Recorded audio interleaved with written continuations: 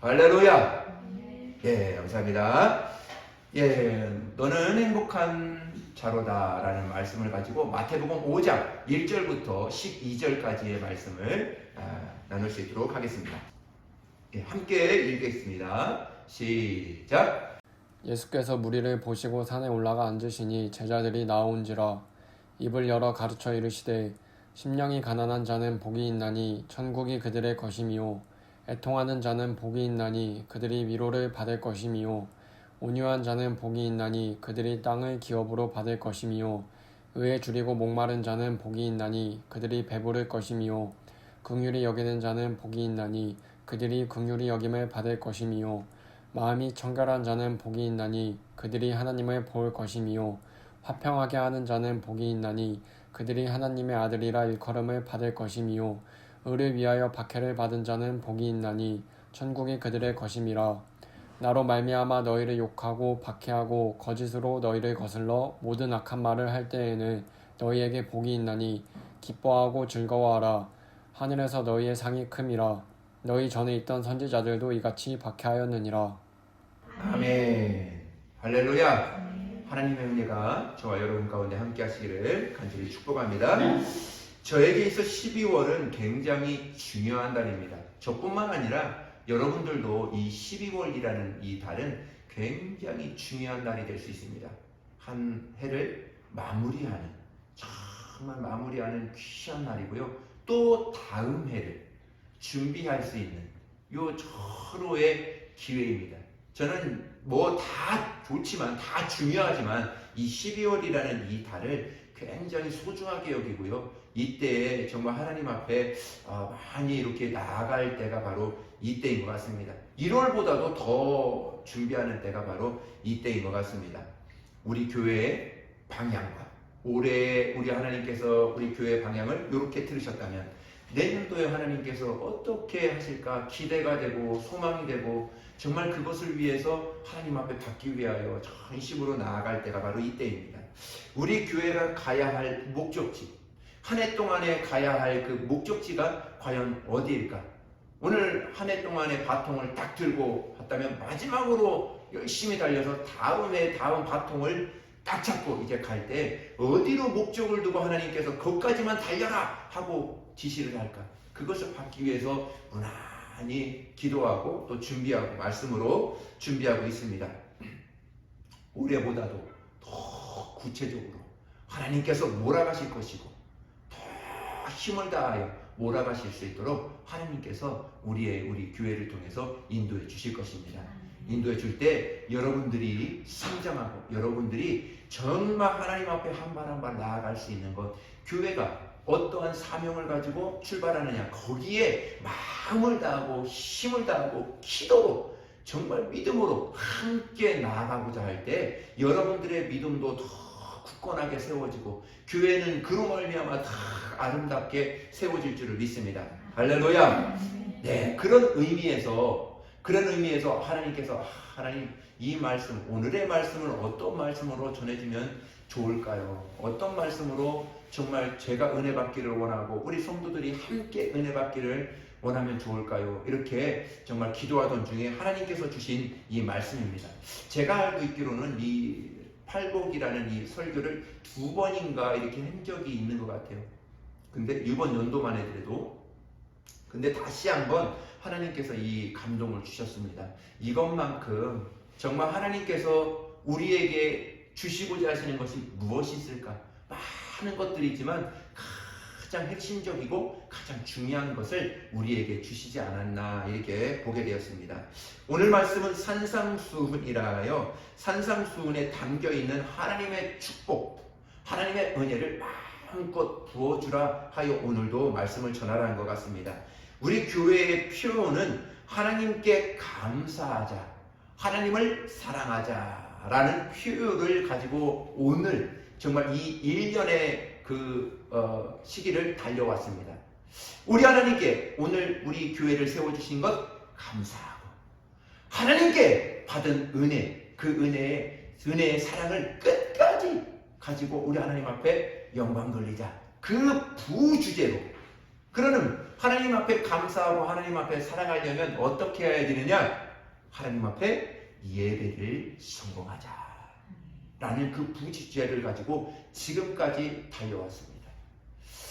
정말 하나님의 거룩한 은혜로 나도 모르게 내가 이만큼 성장해 있고, 나도 모르게 내가 이만큼 가 있고, 정말 내가 크는 줄 몰랐는데 어느 순간에 나를 뒤돌아서 나를 보니까 내가 이만큼 나도 모르게 성장해 돼 있어요. 나도 모르게 이만큼 가 있어요. 이것은 나의 노력도 있었겠지만은 하나님의, 절대적으로 하나님의 은혜입니다. 할렐루야. 하나님은 성장하는 사람에게 더 성장하게 두십니다. 하나님은 복을 받는 자에게 더 부어주십니다. 우리 인간적인 생각에는 복을 못 받는 사람에게는 안타까워서 복을 나눠주고 이렇게 하지만은 하나님은 절대로 그렇지 않아요. 내가 너희에게 지금도 복을 내려주고 있고 지금도 은혜를 내려주고 있는데 그거를 받지 못하고 있느냐? 이것에 있어서는 아주 긍휼한 마음도 있으시지만은 이것에 있어서는 절대적입니다. 복을 받는 자에게 복을 더 내려주시는 우리 하나님, 은혜를 받기를 소원하고 갈망하는 사람들에게 은혜를 더 부어주시는 하나님, 그 하나님이 오늘도 저와 여러분들에게 축복하시기를 원하시는 것이죠. 정말 오늘도, 이번 한 해도 우리 영혼에게, 우리 가정에게, 또 우리가 맡고 있는 사역에, 우리 모든 일터에서 하나님이 그와 같이 복을 내려주셨다면 내년도에는 과연 어떤 복을 내려주실까? 오늘 이 한 달에는요, 예배 가운데 오늘의 말씀을 가지고, 오늘의 주시는 말씀을 가지고 내년을 한번 꿈꿔보십시오. 할렐루야. 오늘 주시는 말씀을 가지고 내년에는 하나님께서 어떻게 나를 두드리시고 어떻게 나를 하나님의 길로 인도하실까? 라고 한번 꿈을 꾸시고 기대를 가지시고 한번 그 말씀으로 내년을 향하여 결단을 한번 내려보십시오. 하나님이 축복해 주실 거예요. 하나님이 여러분들의 생각과 마음을 열어주시고 정말 은혜의 길로 정말 인도해 주시리라 믿습니다. 할렐루야. 저의 고민의 끝에 산상수훈, 그 비밀의 산상수훈을 한번 보게 되었습니다. 이 산상수훈을 보고 또 보고 또 보고 하는데 산상수훈은 이 말씀을 가지고 살아낼 힘이 없어요. 야, 정말 이렇게 살아낼 수 있을까? 이렇게 살아낼 수 있을까? 하는 그 부담감이 어떻게 보면 더 컸습니다. 그러나 그 부담감이 컸는데 그 부담감 못지않게 더 그 다음에 주시는 은혜가 있는데 그 산상수훈에 담겨있는 비밀을 내가 너에게 말해줄게 라는 그 말씀으로 나에게는 큰 위로가 되었습니다. 말씀만 보면 두렵고 말씀만 보면 이거를 어떻게 살아 하지만 또 그 말씀이 오늘 주시는 말씀으로 다시 한번 내 영혼을 축복해 주시길 원하시는구나 하고 그 기대를 가지고 오늘도 말씀을 듣는다면 하나님의 거룩한 은혜가 있다, 이렇게 오늘도 다시 한번 저에게 말씀을 해주시더라고요. 오늘 우리가 복음으로 살아낸다는 것 정말 우리 힘으로는 안 됩니다. 은혜 아니면 안 되고요, 성령의 도우심이 아니면 안 된다라고 결정을 내리게 되었습니다. 우리가 흠이 없어 완벽하게 살아내라는 것이 아닙니다. 복음의 부흥만 남기라는 것도 아닙니다.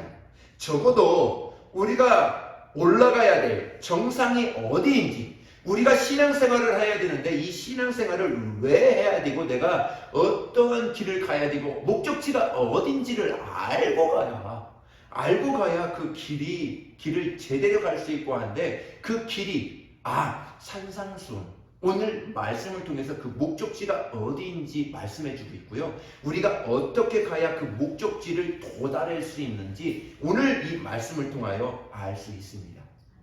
우리에게 말씀해주고 있는 것입니다. 오늘 말씀을 통해서 어느 때는 축복의 말씀으로 또 은혜의 말씀으로 우리에게 다가옵니다. 그러나 다시 돌아가 어느 때는 나에게 찔림이 되고 나에게 눌림이 되고 나에게 은혜가 되는 것이 아니라 하나님께서 좀 혼내키시는 것 같고 그러한 말씀으로 다가올 수 있습니다. 결론은 저와 여러분들을 여러분들에게 행복을 주고자, 은혜를 주고자 하는 그러한 하나님의 메시지, 사랑의 메시지가 있다는 것을 우리는 알고 그 말씀을 들어야 된다는 것입니다. 할렐루야. 중요한 것은 하나님의 말씀을 통해 우리가 다시 돌아가야 된다는, 다시 그 말씀으로 집중해야 된다는, 예수님 앞에 집중해야 된다는, 거기에 초점을 두는 것이 굉장히 중요하다고 하는 것입니다. 그 말씀대로 살아가지 못할지라도 함께 노력하고 우리 의지가, 우리 생각이 하나님 앞에 다 돌아가길 원합니다. 하나님, 오늘 주시는 이 말씀대로 내가 살아가길 원합니다.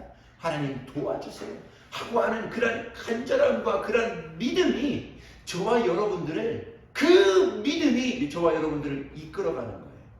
그 환난과 그런 어려운 결단이 있을지라도 그 결단을, 올바른 결단을 할 수 있도록 하나님이 그 간절함을 통해서, 그 사모함을 통해서 도와주신다는 거예요. 우리는 이 말씀대로 살아갈 수 있는 힘은 없습니다. 그러나 이 말씀대로 살아가길 원합니다.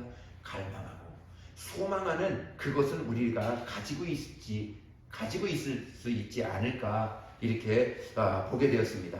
지금 예수님께서 계신 곳은 갈릴리 호수가 내다보이는 작은 언덕이에요. 예수님께서 복음을 전하기 시작하자 수많은 무리들이 찾아와 몰려들기 시작했습니다. 그들을 향하여 입을 열어 가르쳐 주신 복음이 산상수훈이라는 말씀입니다. 오늘 본문의 말씀입니다.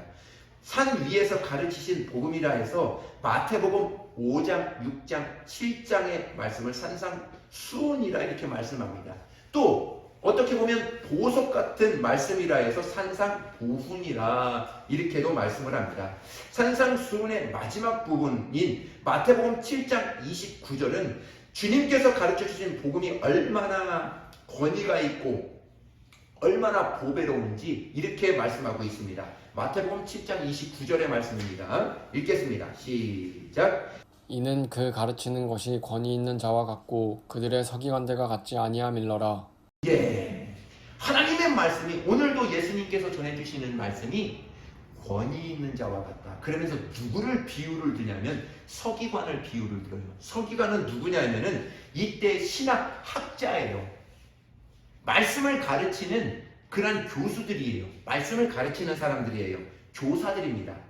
그런데 예수님이 가르치시는 이 말씀은 당시에 이 사람들의 형식적이고 율법적인 그런 가르침과는 전혀 다른 거예요. 그럼에도 권세가 있고, 그럼에도 권위가 있는 거예요. 참 희한하죠. 어떻게 보면 서기관이 가르치는 이 율법적인 선교와 이런 것에 더 권위를 둬야 될 텐데, 그것이 아니라 예수님께서 오늘 말씀해 주시는 이 말씀이 더 권위가 있고 더 우리의 마음에 찔림이 있고 축복이 되는 말씀으로 들려진다는 것이죠. 그래서 권세 있는 말씀이라, 권위 있는 말씀이라, 이렇게 성경은 예수님의 말씀을 이렇게 말씀하고 있습니다.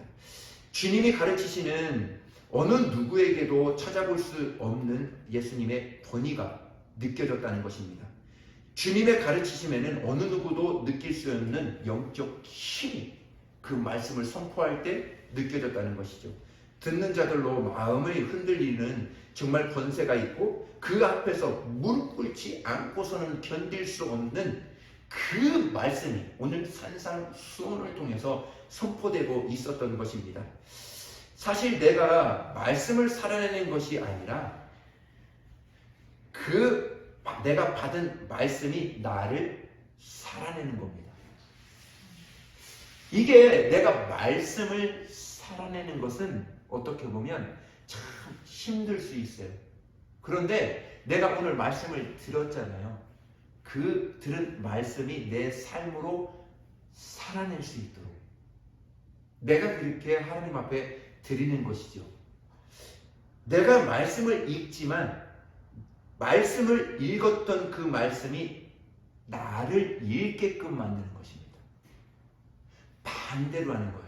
내가 말씀을 읽어서 이 말씀에 순종하며 살아가는 것도 맞습니다. 그러나 더 중요한 것은 그 말씀이 내 삶 가운데 읽혀질 수 있도록, 그 말씀으로 살아낼 수 있도록 하는 것이 더 중요하다는 것이죠. 내가 무엇이 문제인지, 교만이 무엇인지, 내 욕심이 무엇인지 말씀이 나를 읽어내고 그 말씀이 말씀 앞에서 나를 새롭게 만드는 것, 이것이 바로 우리의 신앙생활이라는 것입니다. 중요한 것은 어떻게 하면 이 말씀대로 살아내느냐보다 산상수훈의 무게를 알고, 오늘의 말씀을 전하는 그 말씀의 무게를 알고 어떤 새로운 자세로 내가 이 말씀을 받고 이 말씀을 살아내려고 노력하느냐, 이것이 중요하다는 것입니다. 그래서 마태복음 5장 1절은 이렇게 이야기합니다. 우리 같이 한번 읽겠습니다. 시작. 예수께서 무리를 보시고 산에 올라가 앉으시니 제자들이 나아온지라. 예, 이때 말씀은 이렇습니다. 그 무리 대부분이 어떤 사람인가 하면요, 다 실패하고 귀신 들리고 병으로 고통받고 세상으로부터 버림받고 정말 가난하고 손가락질 받고 어디에도 내세울 수 없는 소외된 사람들입니다. 이것이 예수께서 무리를 보셨다. 그 무리가 바로 이 사람이라는 거예요. 잘난 사람, 똑똑한 사람, 배운 사람들은 다 어디에 있어요 지금? 예수님을 믿는 사람들은 다, 하나님을 믿는 사람들은 다 어디에 있어요? 다 성전에 있죠. 지금 예수님 앞에 모인 그 무리들은요, 그 사람들이 아니에요. 다 가난하고 다 평민들이라고요. 다 일선에서 지금도 열심히 일하고 열심히 노력하고 했던 그 사람들이 지금 예수님 앞에 다 모여든 거예요. 우리가 하나님의 말씀을 보면 정말 어떻게 보면 강한 자를 찾지 않습니다. 가진 자를 찾지 않아요. 의원이 필요한 사람, 병든 사람처럼, 병든 사람이 의원을 찾는 사람처럼 오늘 주님 앞에 나오는 사람은 그러한 사람이라는 것이죠. 뭔가 모르게 마음이 갈급하고 뭔가 모르게 예수님만이 줄 수 있는 그것이 있기 때문에 그것을 바라보고 예수님 앞에, 주님 앞에 나왔던 것이요. 자기 힘으로 주님 앞에 나올 수 없는 그 용기조차 잃어버린 사람들을 주님은 찾고 그들을 부르신 것입니다. 부르셨을 때 그 사람들이 주님 앞에 순종함으로 나와서 그의 말씀을 들었던 것이죠. 예수님의 말씀을 들었던 것이죠. 마태복음 9장 36절은 이렇게 이야기합니다. 시작. 무리를 보시고 불쌍히 여기시니 이는 그들이 목자 없는 양과 같이 고생하며 기진함이라. 아멘. 예수님께서 무리를 모으셨어요. 그리고 많은 무리가 모였습니다. 그 무리를 보셨는데, 무리 전체를 보셨는데 한 사람 한 사람씩 다 보신 것 같아요. 많은 무리가 보였어요. 여러분들도 이제 여기 서 보시면은 아시겠지만은 우리 여기는 소수의 무리가 모여서 이제 다 이렇게 눈을 맞추면서 이렇게 다 이렇게 설교를 합니다. 근데 수백 명이 모였다 할지라도요, 다 보여요. 조는 사람 다 보입니다. 딴 생각하는 사람까지 다 보여요. 좀 이상하게 보지 마세요. 다 보여요, 진짜로. 저 끝에서 뭐 하고 있는지, 이렇게 핸드폰 하고 있는 거 다 보입니다. 안 보일 것 같죠? 기둥이 있다. 기둥 뒤에 있는 사람도 보입니다. 네. 주님도 많은 무리가 모였지만요, 그 무리를 한 사람 눈을 맞추면서 다 보셨을 거라 이렇게 생각이 들어요. 그렇게 설교자들이 그렇게 설교하거든요. 다 눈 맞추면서 설교하거든요. 그렇듯이 다 예수님도 그 말씀을 전할 때 다 일일이 수많은 사람들이 모였지만은 다 눈 맞추면서 했을 것 같아요. 한 사람 한 사람씩. 그러면서 한 사람 한 사람씩 그 사람들 축복해주고 위로해주고, 얘야 너 그렇게 살았지, 이제는 내가 왔어, 이제는 내가 너에게 축복을 주고, 내 하나님이, 너가 지금 믿었던 그 하나님이 이제 나를 보내주셨어. 내가 오늘 말하는 이 말이, 팔복이 너에게 꼭 필요한 말씀이니까 잘 들어. 하고 이렇게 말씀해 주시지 않았나 이렇게 보았습니다. 주님은 불쌍한 마음으로 보셨던 것 같아요. 불쌍히 여기셨던 그 말씀으로 보셨는데 단순히 동정을 주시고자 하는 그 눈빛이 아니라 사람이라면 내가 하나님이 나를 이 땅에 보내주신 이유를 정말 이유를 정확하게 말씀해 주시지 않았을까? 예수님이 공생애를 시작하고 무리를 딱 모아놓고 첫 번째 입을 열어 가르쳐 가라사대 이르시되 했던 말씀이 바로 이거예요. 공생애를 시작하고 난 시작 시점에서 첫 번째로 이 말씀. 예수님이 인간의 모습으로 태어나시고 인간의 모습으로 살았을 때 인간에게 가장 필요한 것이 무엇일까? 고민했던 끝에 이 말씀을 하시는 거예요. 처음으로 공생애를 딱 열고 인간에게는 이것이 필요하구나 하고 이 8가지의 복을 전해주시는 거거든요. 목자를 잃어버린 채 어디로 가야 할지 알지 못해서 오늘은 이곳 내일은 저곳을 향하여 정말 방향 없이 나아가는 영혼들을 보았습니다. 죄와 세상에 시달려서 더러워진 영혼들, 어느 누구도 그들을 돌아보지 않고 그들은 정말 않았던 그들이 주님을 보고 주님의 부르심에 순종하며 나왔던 사람들입니다. 주님은 그들의 무리 속에서 오늘의 나를 보시고 싶은 거예요.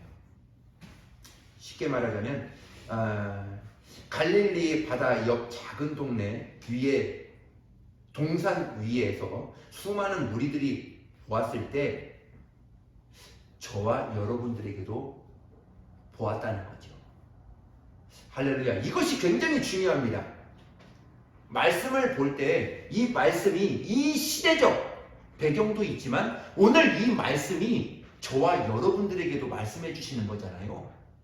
우리 오늘 예수님 앞에 서야 됩니다. 할렐루야. 오늘 우리 갈릴리 바다가 보이는 작은 언덕에 우리 와 있어요.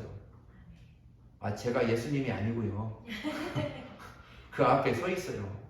예수님이 하시는 말씀, 예수님이 오늘도 저와 우리 여러분들을 한 사람 한 사람 눈을 맞추면서 오늘도 말씀하고 있다는 것이죠. 그렇게 하나님의 말씀을 들으라는 것입니다. 저와 여러분들에게 주님이 한 사람씩 보시며 이렇게 말씀합니다. 마태복음 5장 2절의 말씀인데요. 입을 열어 가르쳐 이르시되, 이제 처음으로 입을 열어 가르쳐 이르시되, 이렇게 말씀하고 있습니다. 정치하는 사람들은요, 내가 입만 뻥끗하면 너희들은 다 끝이야 하고 위협하고, 또 어떤 면에서는 이제 정치라요 다 다른 당에 있는 사람들의 자꾸 허물과 자꾸 그런 것들을 다 내서 내가 오라, 또 이 사람 또 허물 드러내서 내가 오라, 자기가 서로 옳다고 합니다. 옳은 것을 얘기하는 것은 좋아요. 그런데 문제는 남의 허물을 틀쳐낸다는 것이죠. 우리 예수 믿는 사람들이 다 죄인이에요. 허물 없는 사람이 다 누가 있겠습니까? 다 있죠. 그러나 그것이 허물을 드러내서 나를 얘기하는 것이 아니라 나의 것을 이야기하면 돼요. 내가 가지고 있는 것을 이야기하면 돼요. 근데 자꾸 허물을 드러냄을 통해서 자기 것의 우월함을 나타내기 때문에 문제가 되지 않나 이렇게 생각을 하는 것입니다. 주님은요, 다르게 이야기합니다. 너 왜 이렇게 못 살았어? 너 왜 이렇게 저주받았어? 너 왜 이렇게 살았어? 이렇게 얘기하시지 않았어. 주님의 입은 살리는 입이었습니다. 축복의 입이었어요. 너 여태까지 행복하지 않았지? 내가 이제 행복을 줄게. 주님의 입은 치유의 입이었어요. 치유의 말씀이었습니다. 좌절과 절망에 빠진 영혼들을 위하여 위로의 입을 열었습니다. 소망의 입을 열으셨습니다. 근심과 걱정, 저주를 몰아내고 하늘의 평강을 내려주시는 그윽한 입을 오늘 열어주셨습니다. 저와 여러분들을 구원의 입을, 오늘도 구원받아라 하는 구원의 입을 오늘도 열어주셨다는 것이죠. 여러분, 가장 큰 저주가 무엇인지 아십니까? 주님의 음성이 들려오지 않는 거예요. 수많은 무리가 모였지만요, 수많은 무리가 다 예수님을, 그 말씀을 믿었다 이렇게 이야기하지 않습니다. 무리만 모였다고 이렇게 이야기를 합니다. 똑같습니다. 제일 큰 안타까움이 무엇일까? 주님의 음성이 들려오지 않는 것이죠. 가장 큰 두려움이 어느 때입니까? 내 귀에 주의 음성이 들려오지 않을 때입니다. 우리는 정말 이것을 조심해야 됩니다. 수십 년 신앙생활을 했어도 처음에는 주님 앞에 나아가지만 자꾸 들었던 말씀이라 이렇게 생각해서 하나님의 말씀으로 들려오지 않아요. 나에게 찔림으로 들어오지 않아요. 나에게 축복의 말로 들어오지 않아요. 오늘은 하나님의 말씀은 날마다 새로운 거예요. 할렐루야. 저번 주의 예배는 저번 주의 예배이고 하나님 앞에 드린 예배, 오늘 예배가 오늘 예배입니다. 하나님을 만나는 거룩한 예배이죠. 주님의 음성이 들려오지 않는다는 것은 이미 그 마음이 굳어졌다는 것입니다. 그래서 주님은 문 밖에 서서 두드리시니, 이렇게 문 밖에 서서 계속 여러분들의 마음을 두드리고 계시다 하는 것입니다. 그 두드림이 정말 우리의 마음의 문을 활짝 열을 때 하나님의 음성이 들려오는 것이죠. 누구든지 내 음성을 듣고 마음의 문을 열면 내가 그에게로 들어가 그와 더불어 먹고 그와 더불어 살리라. 이렇게 하나님의 우리 저와 여러분들을 축복해 주고 있습니다. 또 성경은 이렇게도 말씀하고 있습니다. 교회들에게 하시는 말씀을 귀 있는 자들은 들어라. 이렇게 권고하고 말씀하고 있습니다. 오늘 여러분들이 마음이 중요합니다. 오늘도 주시는 말씀대로 살다 보리라. 우리의 의지, 정말 순종하려고 하는 의지, 순종하려고 하는 그러한 결단, 정말 그 의지가 바뀐다면 하나님은 오늘의 말씀을 통해서, 오늘의 예배를 통해서 여러분들의 삶과 여러분들의 그러한 모든 것들을 완전히 바꿔버리실 수 있을 것입니다. 바꿔버릴 것입니다. 정말 우리 삶에 있어서 하나님과 함께한 복된 삶이 되시기를 예수님의 이름으로 축복합니다. 인간의 말은 소리와 같습니다. 그냥 폰이에요. 그냥 전해지는 소리입니다. 인간의 소리는 시간과 공간을 지배를 받습니다. 제한을 받습니다. 그러나 주님의 음성은 요한복음 6장 63절에 보니까 이렇게 말씀합니다. 내 말은 영이요 생명이라. 이렇게 이야기합니다.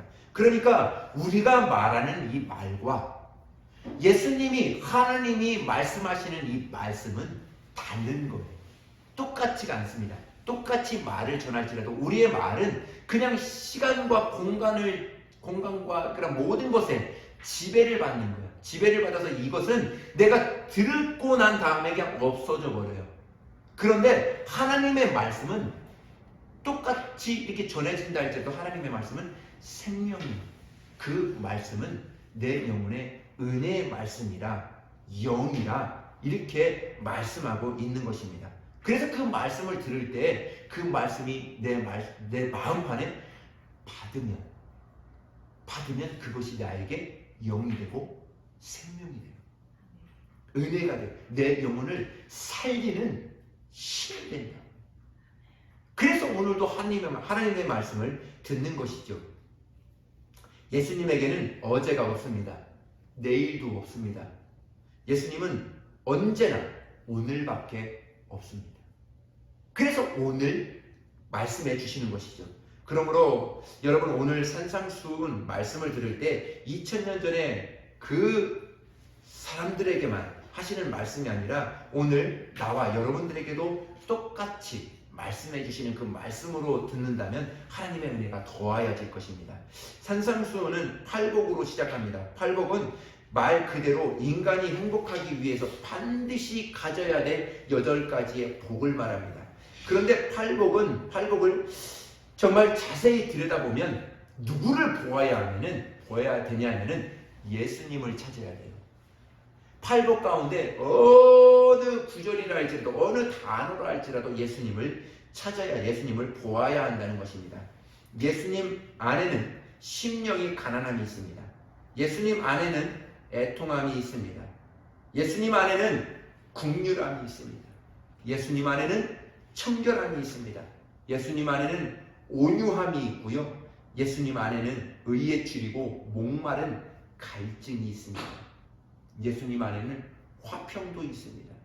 예수님 안에는 온몸 안에 정말 우리를 위하여 받으신 핍박과 흔적이, 핍박받은 흔적이 가득합니다. 그것을 보아야 됩니다.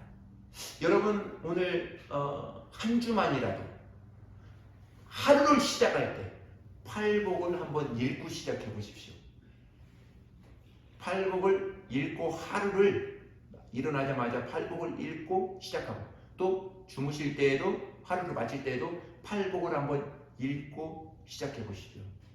목표는 하나입니다. 이 안에서 예수님을 찾아야 돼요. 예수님이 이러한 분이셨구나. 그것을 찾으려고 생각하고 읽어보십시오. 그러면 다시 오늘의 삶이 다르게 보일 거예요. 다시 오늘의 삶이 다시 이전의 삶과 다르게 여러분들이 보여지게 될 것입니다. 오늘 팔복 주제는 너는 행복한 자로다 라는 말씀으로 엽니다. 부모의 최고의 소원이 무엇인지 아십니까? 여러분 부모 되시는 분들은 자녀들을 보았을 때 최고의 것이 무엇이라 생각합니까? 자녀들이 어떻게 살았으면 좋겠습니까? 네? 다 그렇죠. 행복하게 살았으면 좋겠죠. 그죠? 저도 그렇습니다. 저도 저희 자녀들 보면 행복하게 살았으면 좋겠어요. 정말 하나님의 행복으로 행복하고 모든 것에 있어서 행복하게 살았으면 좋겠어요. 그래서 부모의 소원은 자녀들의 행복에 있습니다. 하나님도 똑같습니다. 하나님의 소원은 무엇일까? 하나님의 자녀들이 행복하게 사는 거예요. 이 땅에 있을 때 행복하게 사는 거예요. 하나님은 우리를 불행하게 살기 싫어해서, 불행하게 사는 것이 싫어서 자신과 그의 아들을 주신 거예요. 우리가 예수님을 알기 전에는 불행하고 정말 모든 것이 안 되는 것처럼 그렇게 삽니다. 근데 예수님을 알고부터는 그 불행이 어디로 가는지 없어져 버렸어요. 이제 행복으로 살 수 있도록 하나님께서 우리에게 이렇게 산상수훈을 통해서 말씀해주고 있는 것입니다.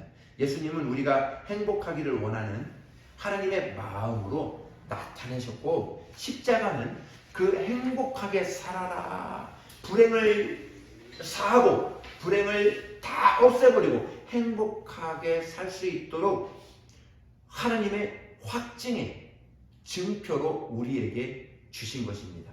할렐루야. 미국 독립선언문에는 이러한 글이 있다고 합니다. 인간은 누구도 행복할 권리가 있고 인간은 저마다 행복하고 싶은 소원을 가지고 삽니다. 이 청교도들의 정신이 여기 안에는 하나님의 행복이 그대로 담겨 있습니다. 이 행복은 어디서 올까? 하나님에게서 온다 라고 이 미국 독립선언문에는 그렇게 있다고 합니다. 행복하기 원하는 것이 죄가 될 수 없습니다. 그러나 행복을 추구하는 것이 잘못은 아니지만 정작 행복한 사람을 찾아보기는 오늘날 참 힘든 실정에 있는 것 같습니다. 이유가 있습니다. 행복이 이 땅 어디에서도 없어서가 아니라 행복이 무엇인지 모르기 때문에 그런 거예요. 이것이 행복이다, 저것이 행복이다, 다른 것을 바라보고 행복을 쫓아가기 때문에 실질적으로 행복이라는 것을 못 발견한다는 것입니다. 사랑이 무엇냐고 물으면 여러분 사랑이 무엇이라고 생각합니까? 사랑이 뭐라고 알기는 아는 것 같아요. 근데 사랑이 뭐라고 정의를 내리라고 하면은 이 정의 내리기가 참 쉽지가 않습니다. 무엇이 행복이냐고 묻고 정의를 내리려고 하면은 참 이 행복이 무엇이 행복이 정의냐? 이거 참 내리기가 참 쉽지는 않습니다. 근데 언뜻 행복이 무엇인지를 알아요. 사랑 무엇인지를 알아요. 근데 정의를 내리자면 참 정의 내리기가 참 쉽지는 않습니다. 그런데 오늘 이 정의를 하나님께서 오늘 본문을 통해서 정의를 내리는 거예요. 사랑은 예수님이 우리에게 준 사랑은 이거야. 너희들이 행복하려면 이 팔복을 통해서 예수님을 발견하면 너희들은 행복할 수 있어. 그리고 이것대로 살지는 못할지라도 살려고 하는 의지 자체와 살려고 하는 그 믿음이 여러분들에게 있다면 너희들은 행복할 수 있어. 이렇게 말씀해주고 있는 것이죠. 어떤 사람은 많이 가지면 행복이라 해서 그렇게 생각하는 사람들도 있습니다. 어떻게든 더 많이 가지려고 애를 쓰게 되는 거죠. 어떤 사람은 정말 재능이든 돈이든 학벌이든 그것을 가지면 행복을 줄 거야 하고 생각합니다. 그러나 소유는 우리가 살아가는데 편리할 수는 우리에게 행복의 조건은 아니라는 거예요. 조금은 편리할 수 있어요. 그러나 행복할 수는 없습니다. 여러분 많이 가지고 있는 사람에게 물어보십시오. 그 정도 가졌으면 행복합니까? 라고 물어보십시오. 이번 주에도 지난주에도 어떤 분과 식사를 하게 됐습니다. 좀 많이 이렇게 버시고 사업도 이렇게 하시는 분이에요. 또 매출이 얼마 정도 이렇게 몇십억 이렇게 하시는 분 같아요. 식사를 하는데 그런 말을 하더라고요. 제가 그랬습니다. 저희 교회에게 이렇게 많이 기도해주고 헌신해줘서 너무나 감사합니다.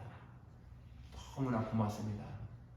그렇게 이야기했더니 그분이 하시는 말씀이 목사님 그렇게 말씀하지 마세요. 그렇게 말씀은 저 부담스러워서 목사님 못 봬요. 그렇게 하면서 한 말씀을 하시는데 나도 사역하는 겁니다. 이렇게 이야기하시더라고요. 내가 목사님은 이렇게 목회를 하셔서 영혼들을 구원하고 하시지만은 예배를 집도하시지만은 나는 사업을 해서 이 물질을 가지고 이 교회, 우리 교회들이 정말 주의 일을 하는 사람들이 더 막 할 수 있도록 나는 뒤에서 후원해 줄 수 있는 사람으로 나는 지금 사역을 하고 있는 것입니다. 그 말씀에 아주 큰 감동을 받았습니다. 그렇습니다. 우리 저와 여러분들은요 사역하고 있는 거예요. 얼마나 축복인지 압니까? 사역이 고됩니까? 사역이 힘듭니까? 그것이 아니에요.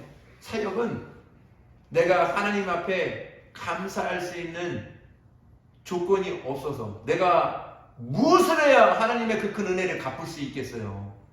이 땅에서 무엇을 해야 하나님께서 나에게 베풀어준 십자가의 은혜를 갚을 수 있겠어요? 갚을 수 없어요. 없는데 내 그것을 조금이나마 표현하자면 그것이 헌신이라는 거예요. 그것이 봉사라는 거예요.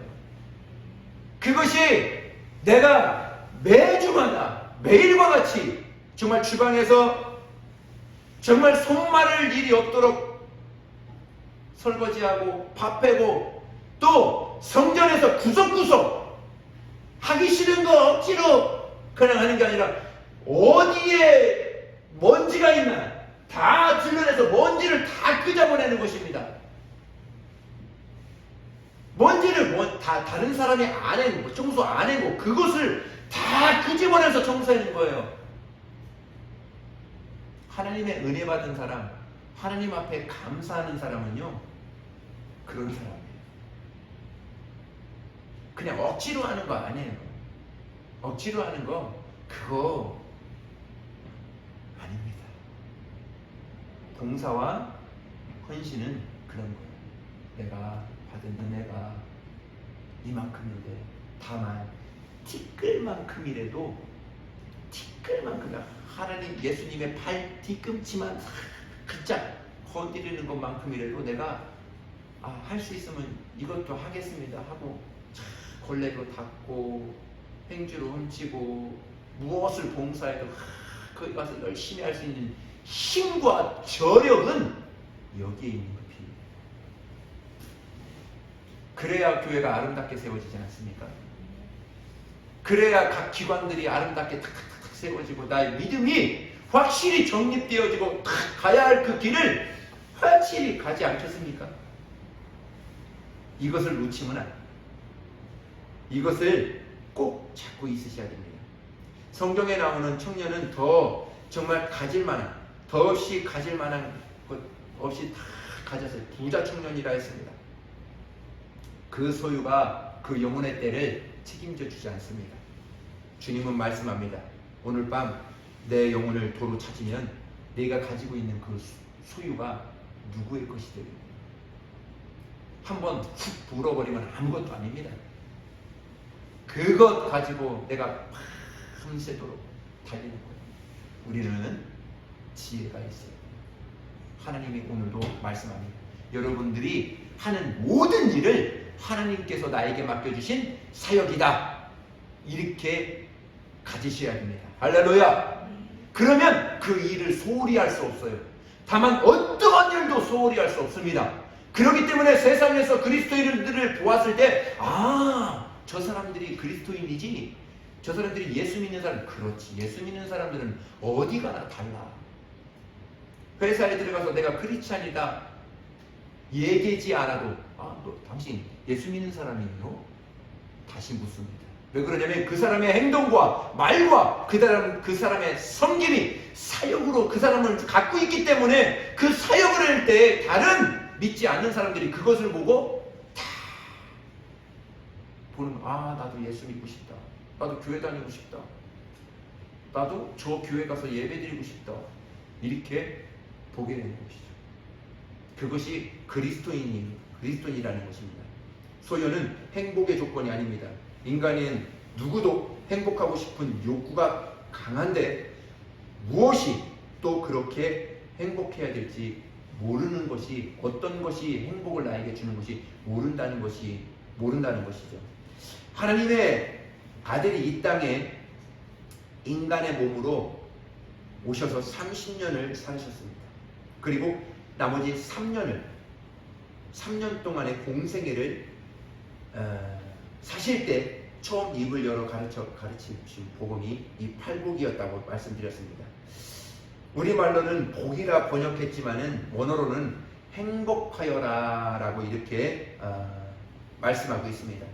심령이 가난한 자여 행복하여라, 애통하는 자여 행복하여라, 온유한 자여 행복하여라, 마음이 청결한 자여 행복하여라, 의에 줄이고 목마른 자여 행복하여라 하고 행복하여라 선포하고 있습니다. 그리고 그 뒤에 조건이 붙습니다. 그 조건은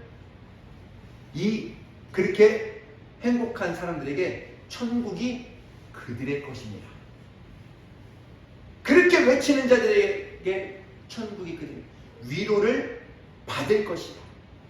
기뻐하고 즐거워라. 하늘의 상이 큽니다. 말씀하고 있는 거예요. 선포하는 것입니다. 오늘도 선포하고 나아가는 것입니다.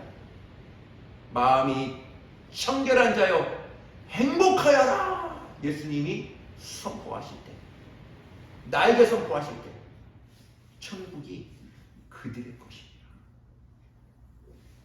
아멘 하고 내가 내 영혼을 위해서 다시 한번 선포하는 것이죠. 이산가족이, 여러분 이산가족 모르죠? 젊은 사람들 모를 거예요.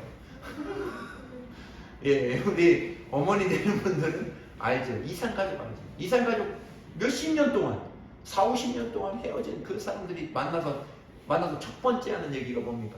그 사람들은 몇십 년 동안 자기가 가족을 만나면 하고 싶은 말을 그 수십 년 동안 마음에 담고 있었어요. 담고 있다가 딱 만나요. 막 울면서 막 껴안으면서 첫 번째 하는 말이 무엇입니까? 어떻게 엄마는, 아빠는 어떻게 살아 계시니? 그것이 묻고 싶은 거예요. 그래서 첫 번째, 야, 우리 엄마는, 우리 아빠는 지금 살아 계시니? 30년 동안 콱 묶어. 예수님도 똑같아요. 이 콱 묶여놓은 거, 묶여놓은 첫 번째 툭 하고 내뱉은 게 심령이 가난한 자야. 정말 심령이 가난한 자야. 너희에게는 행복하다. 왜 그러냐면 천국이 너희들의 것이야 하고 그렇게 선포한 거예요. 예수님이 그러한 마음으로, 그러한 심정으로 저와 여러분들에게 준 겁니다. 우리의 마음으로 성경을 바라보는 것이 아니라 하나님의 마음으로 성경을 봐야 돼요. 성경을 볼 때 나의 눈으로, 나의 감정, 나의 믿음으로 보는 것이 아니라 하나님의 눈을 주시옵소서, 하나님의 마음을 주시옵소서 하고 읽어야 돼요. 우리가 여러분들 책을 읽을 때 나의 마음으로 읽습니까? 그렇게 읽으면 이게 그만큼밖에 못 받아요. 그런데 이 저자의 마음이 어땠을까? 저자의 마음이 어떤 마음으로 됐을까? 하고 그 마음으로 읽으려고 내가 그 저자의 마음으로 쑥 들어가지고 이렇게 딱 읽게 되면은 다르죠. 보는 눈이 다르죠. 똑같습니다. 성경도 똑같습니다. 하나님의 마음으로 오늘도 본다면 하나님의 은혜가 저와 여러분들에게 더없이 부어지게 되는 것입니다. 오늘 사실은 숙제 아닌 숙제를 한번 내드리고 싶습니다. 이거를 읽어야 되는데 지금 시간이 조금 많이 부족해서 요한복음 14장 10절부터 21절을 꼭 읽어주세요. 할렐루야. 다 안 읽으시네요. 집에 가서 꼭 읽어주시기 바랍니다. 할렐루야. 예, 여기에는 하나님의 답이 있어요. 내가 너희 안에, 너희가 내 안에. 하나님의 마음이 여기에 있어. 아버지의 마음이 여기에 있어. 그 마음이 너에게 있어. 이렇게 이제 이야기하고 있는 거예요. 예수님은 내 안에 하나님의 행복이 있다, 이렇게 얘기하는 거예요. 그러니 너희도 나처럼 내가 주는 이 말씀을 가지고 너희도 행복했으면 좋겠다, 이렇게 말씀하고 있는 것입니다. 복음이다, 복이 있다, 이 말은 헬라어로 마카리오스라고 합니다. 이 마카리오스라는 말은 인간이 가장 행복할 때 외치는 말씀이라 이렇게 이야기합니다. 이 말씀은 소유를 이야기하는 것이 아닙니다. 행복은 가난한 심령에서 시작한다, 이 말씀이에요. 행복은 자기 영혼에 묻은 죄를 들고 하나님 앞에 엎드려 애통할 때 행복이 온다, 이렇게 이야기합니다. 행복은 예수님처럼 빼앗기고도 온유한 데 있다, 이렇게 이야기합니다. 예수님처럼 의에 줄이고 목말라 하는 데 있다. 행복은 정말 긍휼히 여기고 따뜻한 마음에서 오는 데 있다. 행복은 거기에 있다는 것이에요. 행복은 정말 예수님처럼 마음이 청결할 때, 정말 청결하려고 할 때 행복이 온다. 행복은 갈등과 다툼을 종식시키고 화평을 만드는데 이 행복이 온다는 것입니다. 행복은 아무리 보아도 잘난 것이 없고 아무리 보아도 선한 구석이 하나도 없고 정말 내가 나를 보아도 더러운데 더러움을 끌어안고 정말 예수님 앞에서, 예수 그리스도 앞에서 하나님의 의를, 하나님의 말씀을 갈망할 때 하나님의 행복이 저와 여러분들에게 주어진다는 거예요. 그래서 예수님의 행복이 가득한 사람은 울면서도 행복합니다. 찬물에 밥을 말아 먹으면서도 행복합니다. 감사의 눈물이 납니다. 실패하고도 행복하다고 합니다.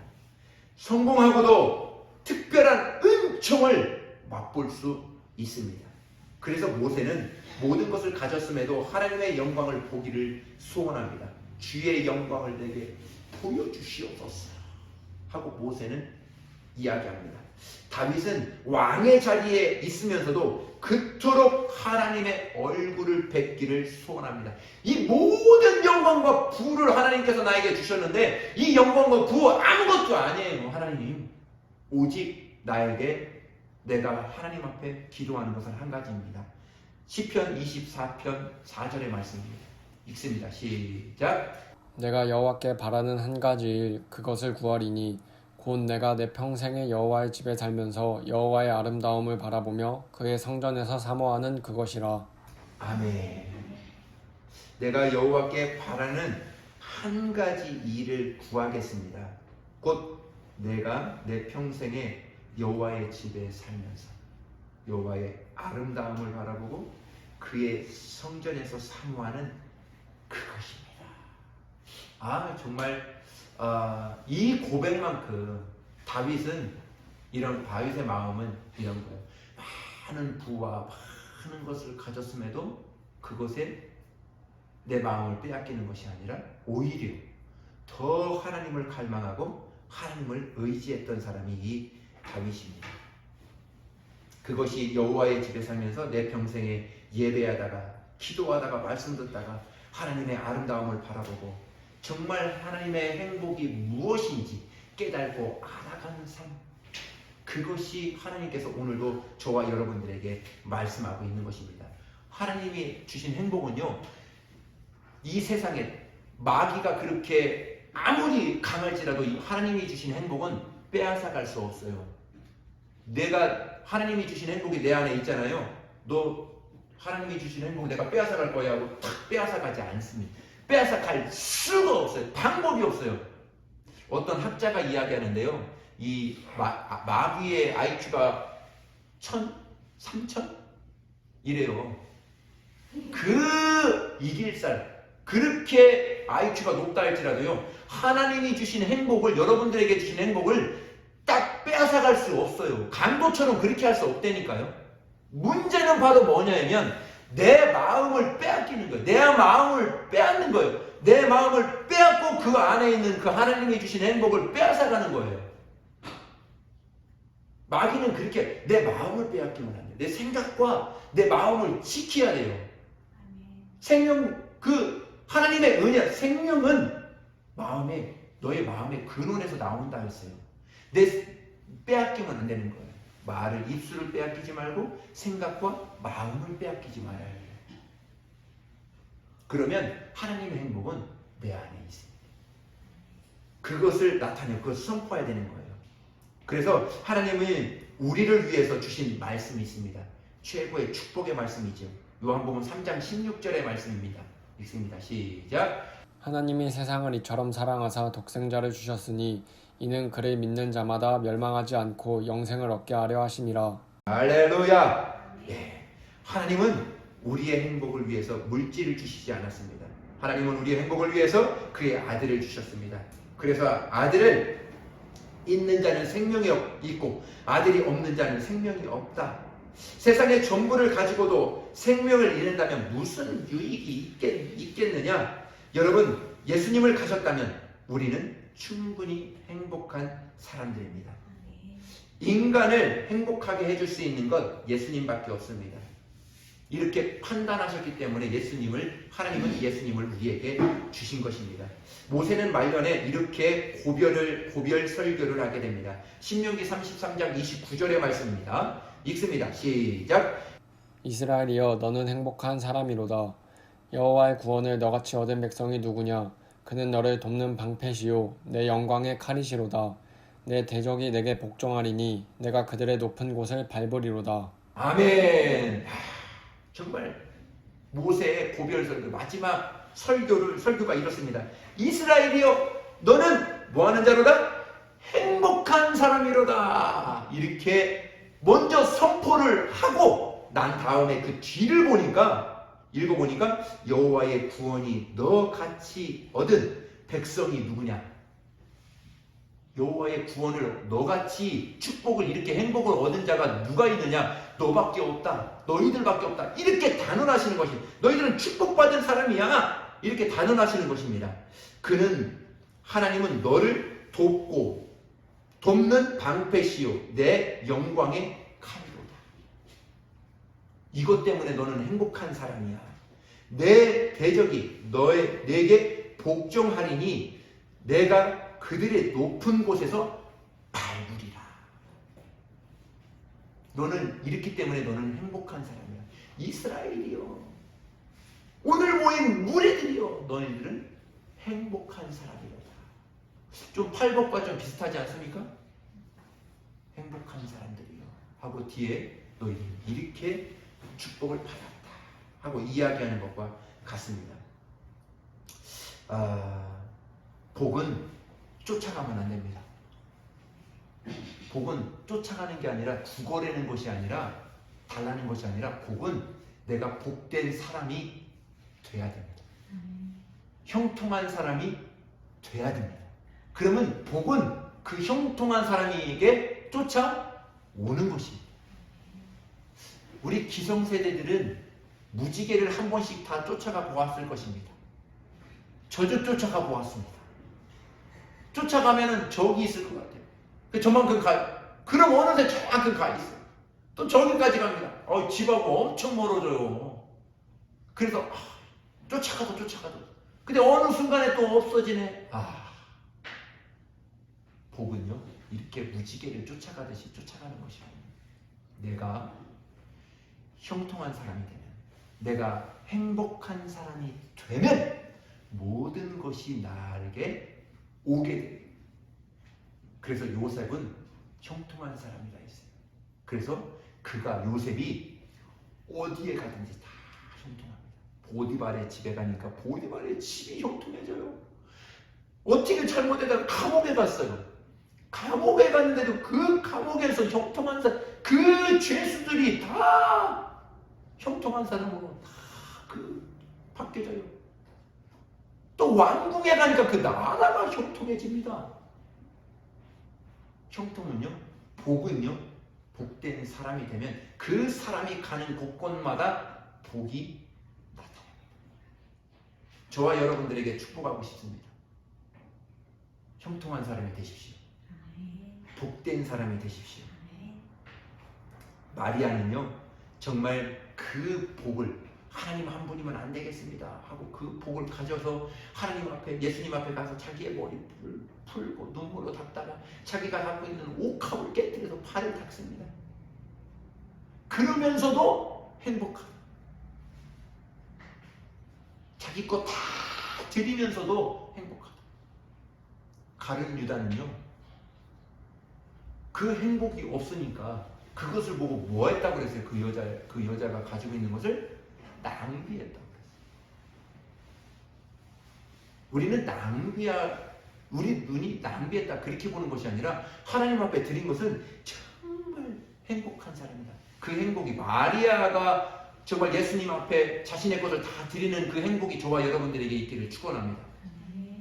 삭개오 보십시오. 삭개오 그렇게 자신이 요구도 먹으면서 다 모은 것, 이것이 나에게 행복을 줄 줄 알았어요. 근데 이렇게 모았는데도 행복이 안 와. 예수님을 만나고 나니까 어떻게 했어요? 자기가 갖고 있는 것 다 줬어요. 다 털어버렸어요. 성경에 나오진 않지만 삭개오는 어떻게 했을까? 맨 마지막에 주님을 따랐을 것 같아요. 정말 자기 것을 그렇게 다 주고도 행복한 사람, 삭개오와 같은 그런 축복이 저와 여러분들에게 있기를 축복합니다. 어떤 사람, 이런 사람이 만난 적이 있습니다. 어느 집사님이신데 식사를 하다가 그렇게 얘기하시더라고요. 식사를 하는데 자기가 다니고 있는 아이가, 남자아이가 중학생이었대요. 중학생이었는데 중학교를 다니는데 그 절친이 가난해서 학비를 내지 못하는 거예요. 얼마나 가난했으면 학비를 못 내서 학교를 다니지 못할 정도가 되었대요. 그 당시. 그래서 이 집사님이 듣고 그렇게 되면 안 되지 하고 그 아이가 다니는 고등학교 때까지 다니는 모든 학비를 다 내가 책임지겠노라고, 그 학교 교장실에 가서 내가 다 내주겠노라고 이 아이를 학교 못 나오게 하면 안 된다고 해서 자기가 다 내주었다고 합니다. 다 내주면서 그 운동장 그 한가운데 이렇게 딱 걸고 나오는데 자기 등에 날개를 달은 것 같아요. 날아갈 것 같아요. 그러니까 받은 사람의 그 기쁨보다 준 사람, 그 집사님이 날아갈 것 같아요. 이렇게 기쁨, 이렇게 감사.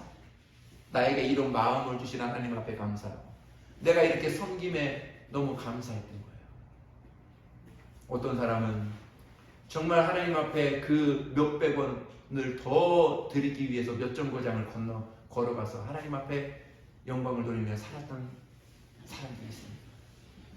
어떤 사람은 저는 그랬어요. 저 그랬잖아요. 교회에서 살아서 돈 벌 수도 없었다고. 어느 때는 막노동 갑니다. 왜 막노동 가느냐? 나도 저 사람들처럼 하나님 앞에 헌신하고 싶어서요. 나도 저 사람들처럼 하나님 앞에 감사 헌금 좀 내가 열심히 벌어서 드려보고 싶어서. 성도들이 내가 여기서 꼬질꼬질하게 있으니까 이걸로 헌금하세요. 이것으로 옷 사 입으세요. 돈을 줘요. 주는데 그건 말고 내가 열심히 벌어서 하고 싶더라고요. 그래서 새벽에 그때는 세차가 있었어요. 세차. 새벽에 아파트에 가가지고 그 아파트 밑에 차를 받쳐놓으면 그 차를 다 닦아놓으면 그 돈 받아요. 그 막노동 가서 돈 받아요. 그 열심히 일주일, 이주일 열심히 하고 그 모아서 하나님 앞에 드립니다. 드리고 나서 화장실 가서 막 웃습니다. 너무 좋아서. 너무 감사해요. 내가 이렇게라도 드릴 수 있음에 감사해서. 저도 지금도 그렇습니다. 똑같습니다. 내가 드림으로 인해서 감사하죠. 행복한 사람입니다. 정말 축복의 사람입니다. 은혜의 사람입니다. 어떤 사람은 헬렌 켈러는 그렇게 이야기했죠. 눈을 뜨고 사흘만 보았으면 좋겠다. 우리 다 보고 있잖아요. 헬렌 켈러보다도 낫잖아요.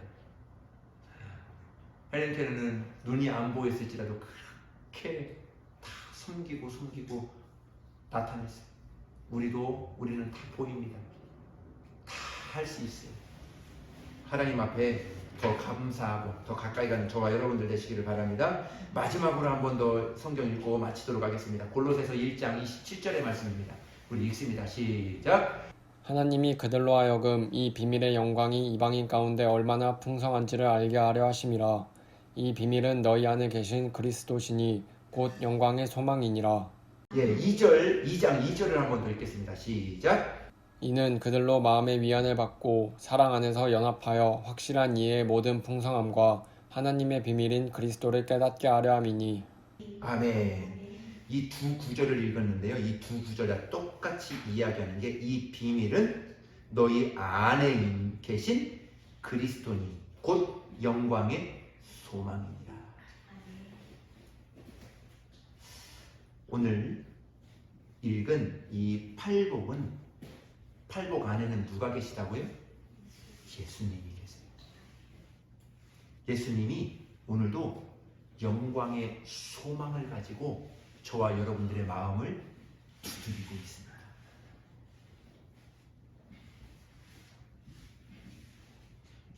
그 영광의 소망, 그 행복이 저와 여러분들에게, 우리 가정 가운데, 여러분들의 삶 가운데 있기를 간절히 축복합니다. 우리 기도 한번 하시겠습니다.